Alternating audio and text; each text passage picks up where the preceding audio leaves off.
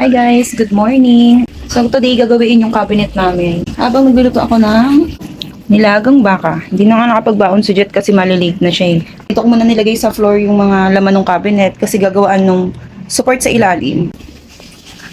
Ito yung ilalagay namin na support. Ayan. Dito. Nakaganon.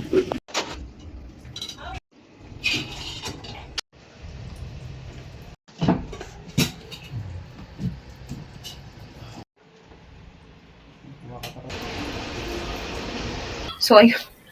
Okay na to. Okay na yung ganitong kalat kaysa umulit na naman kami pag nag-iba pa yung second layer nitong cabinet na to. So, ayan. Binalik lang ni kuya to. So, pinupunasan ko na to ngayon. Nililinisan ko pa lang and ibabalik ko yung mga gamit.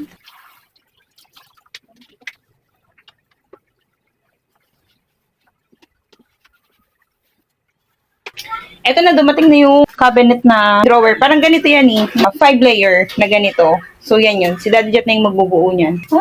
Sobrang alikabok. Hindi ko naalis. So, dodoble yan sa nilinisin ko ngayon. So, ayan. Medyo almost finish na ako dun sa part na yon. Ay, ang dami ko pang gagawin. Super kalat dito sa kusina. Alas 5 na. Diyos ko, kanina pa ako naglilinis. Kakayanin ko to. Kaya natin to. Kaya natin to. Char.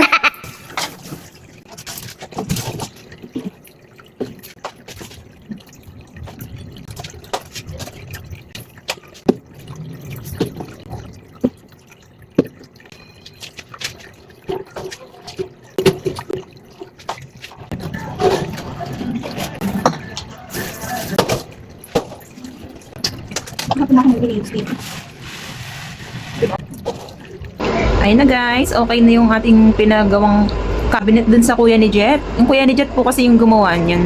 Medyo nabawasan yung pagka-stress ko talaga. Susunod na magpapagawa ulit kami ng cabinet, kailangan may naka-letter L or may sago sa may ilalim para matibay. Ayun. So yun lang. Sobrang pagod this day. So yun, hanggang dito na tong video na to and see you on my next video. Bye!